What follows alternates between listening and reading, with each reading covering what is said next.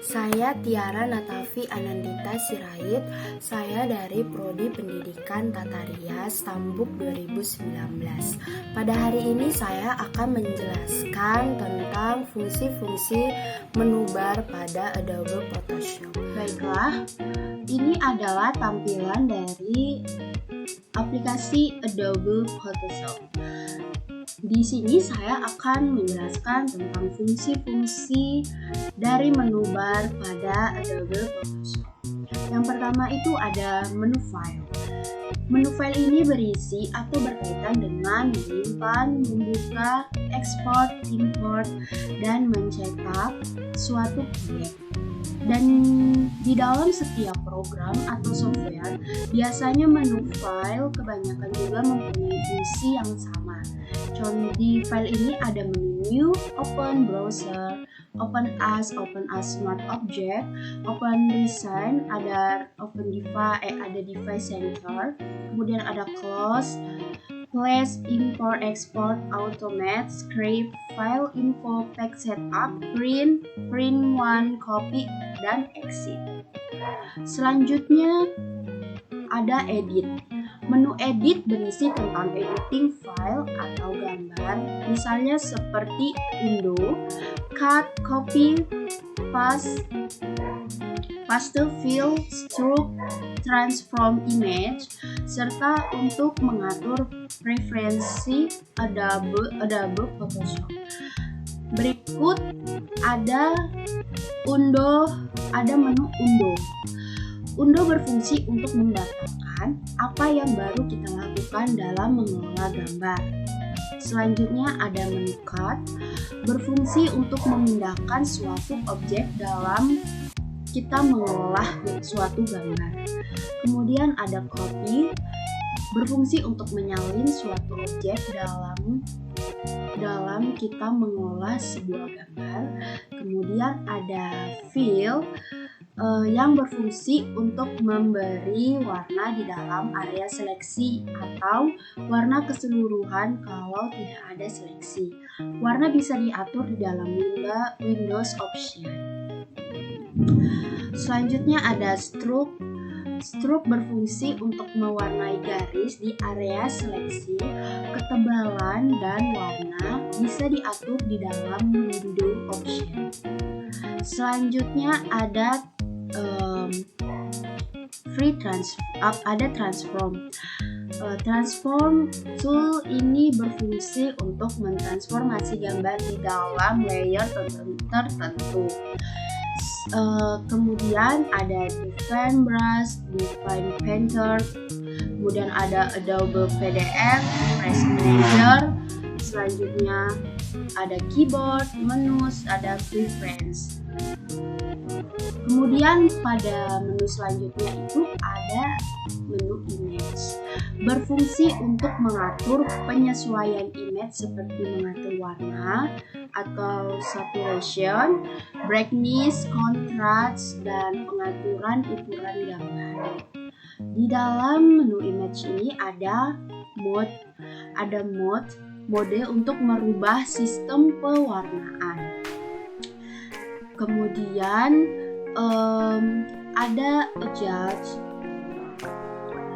Di adjust ini untuk menentukan terang gelapnya gambar, yaitu brightness atau contrast, dan bisa pula untuk menentukan warna, hue atau saturation. Selanjutnya ada image size. Image size untuk merubah besar kecilnya suatu gambar. Bedanya dengan di tool transform adalah seluruh image berubah nilai besar kecilnya. Kemudian ada canvas size untuk merubah besar kecilnya background, dan ini akan membuat gambar di layer menjadi terpotong. Kemudian ada rotate canvas untuk memutar background beserta gambar yang ada di dalam area gambar. Kemudian menu selanjutnya ada menu layer. Menu layer berkaitan dengan manajemen layer pada image.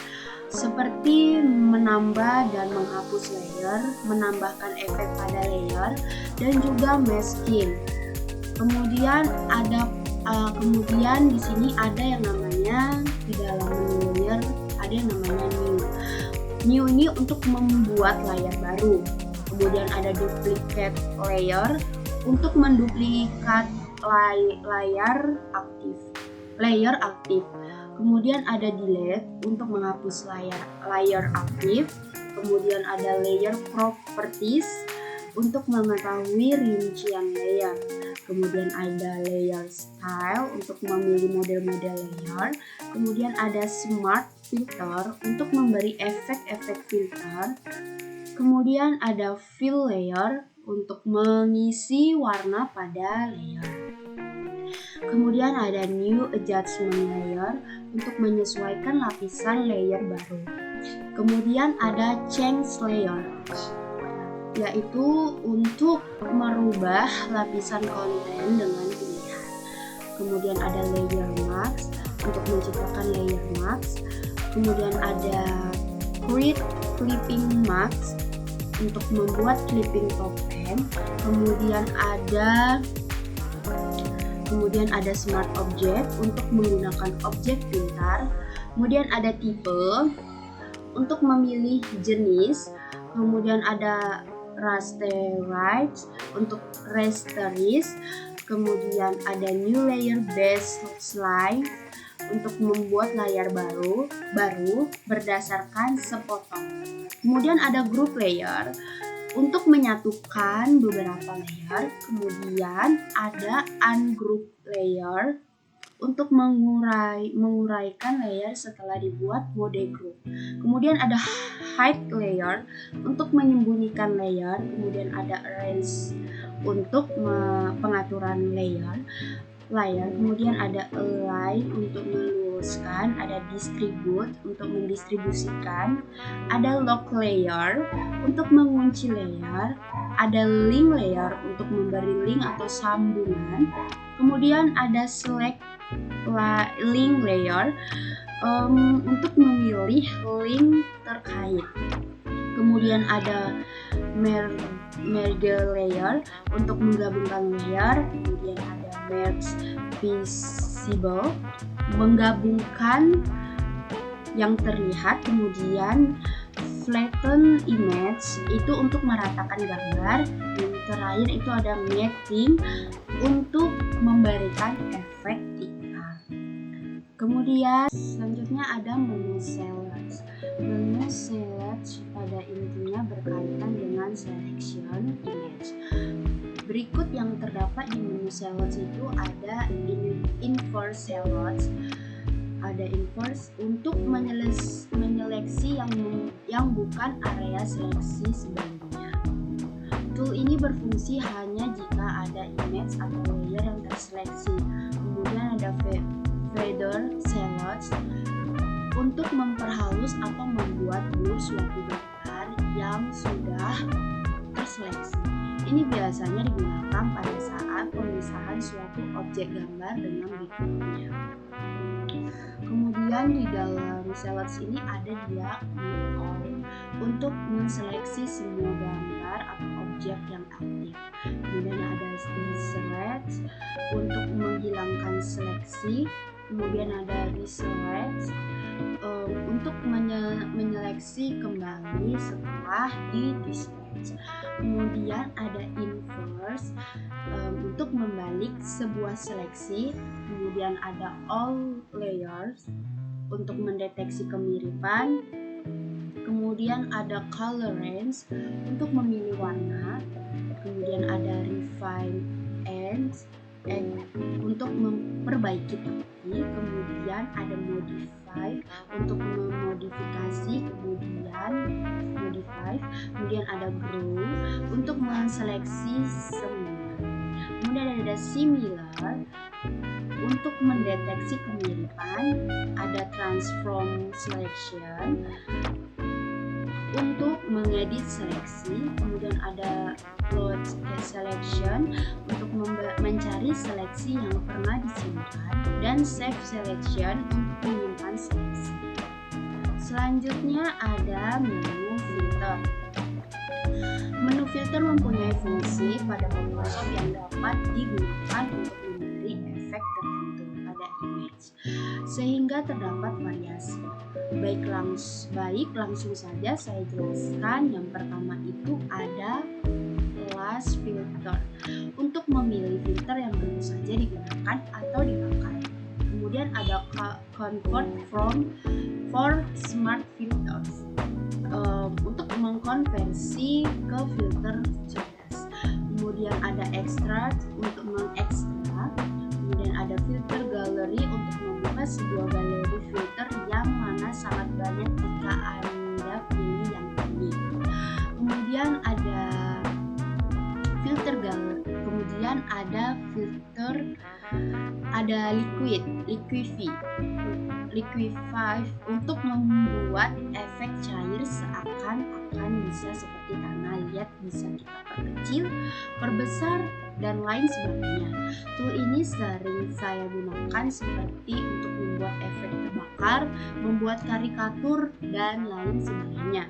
Ada pattern marker untuk membuat sebuah pola. Ada finishing point untuk membuat sebuah titik finishing. Kemudian ada artistic untuk membuka sebuah efek artistik. Ada blur untuk membuka sebuah efek-efek blur atau menggabungkan sebuah gambar atau suatu objek.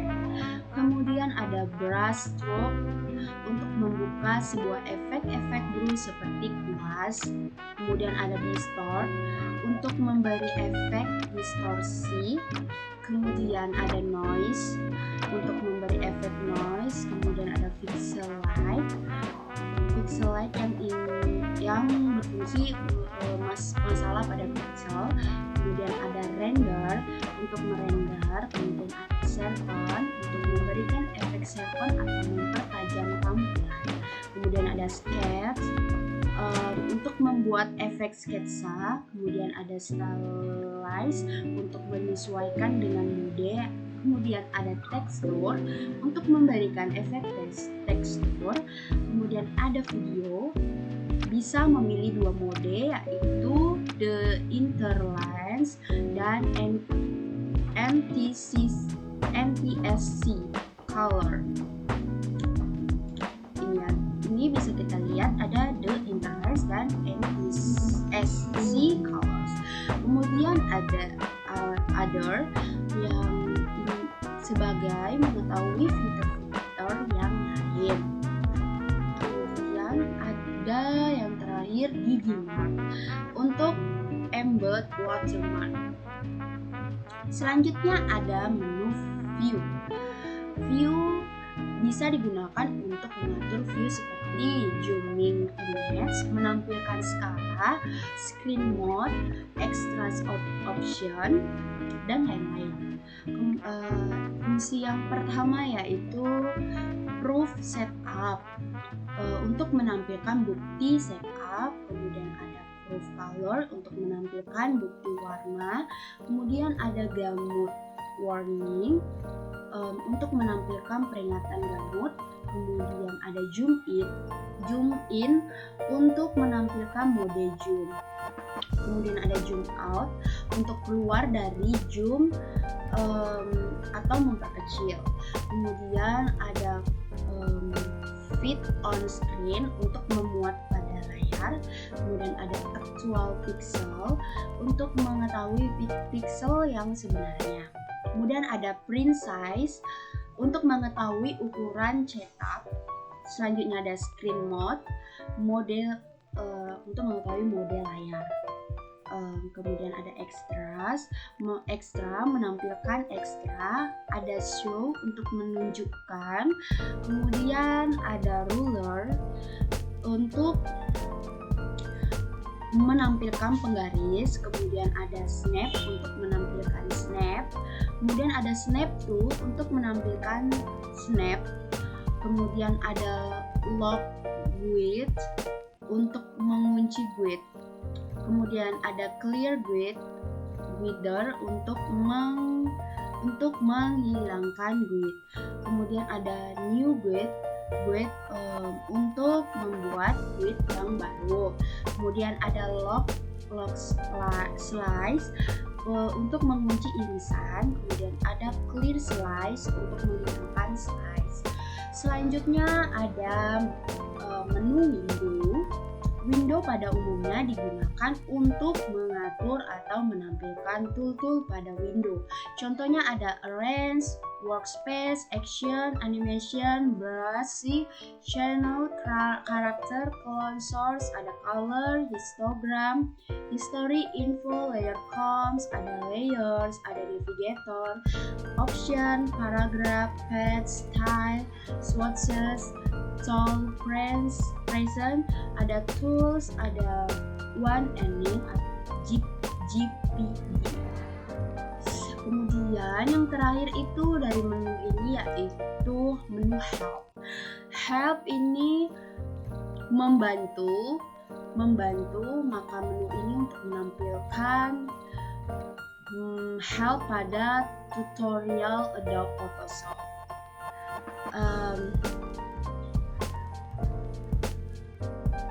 Pada kedua fungsi menu bar ini sebenarnya tiada fungsi, namun hanya fasilitas untuk menampilkan sebuah fungsi.